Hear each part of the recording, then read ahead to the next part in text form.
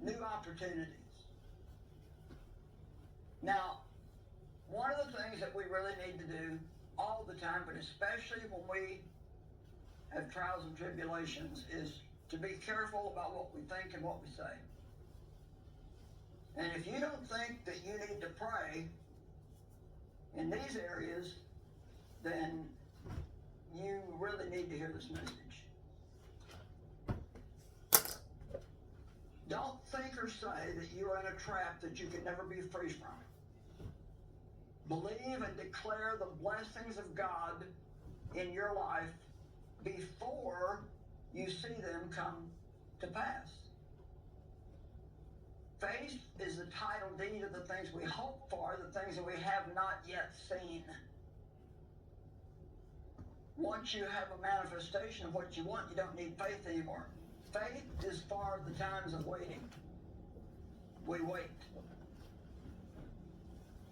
And God is your strength during those times. And you can make spiritual progress during those times.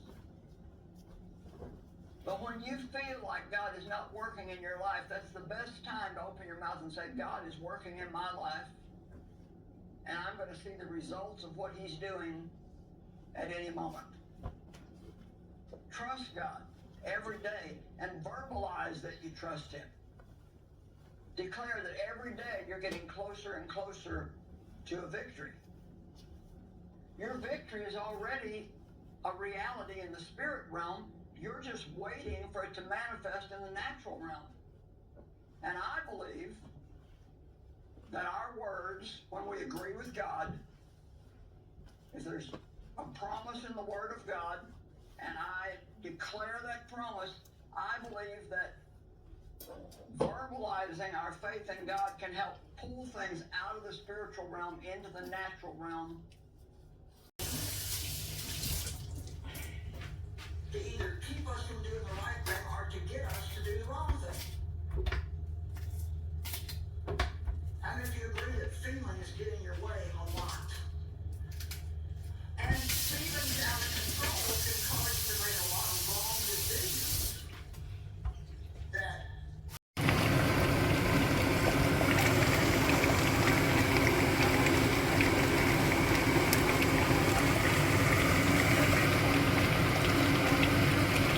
have said the highest you could suspend such a fellow is about 2 weeks or thereabout. So who will be speaking on behalf of that zone for the 60 days? Withholding salaries and all this. You could see the punitive backward mentality in how they announced with glee their punishment. Those in favor saying aye, those against saying it's ridiculous. Extremely ridiculous. All right. Well, Mr. Ayepere, would appreciate if you just go straight to the question without, denigrating the person or my colleague or the question. I think that left a very bad taste. We can ask the questions based on what the people think, and we appreciate if you answer, without seeming to denigrate our person or the questions being asked.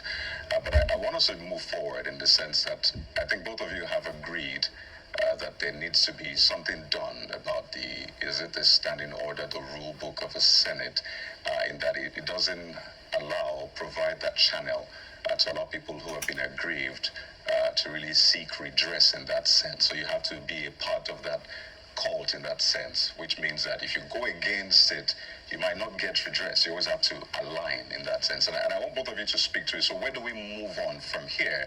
Because it looks like everybody agrees that something needs to be done. But who is going to bail the cat? And I'll begin with Mrs. Yusufu, then come to you, Mr. Ayepere. How do we move on from here is to take issues seriously. When he talked about, he wasn't denigrating you. He was just talking about the seriousness of this issue. I didn't say it in the studio. It's not about being denigrating. Our lives as a people, our lives has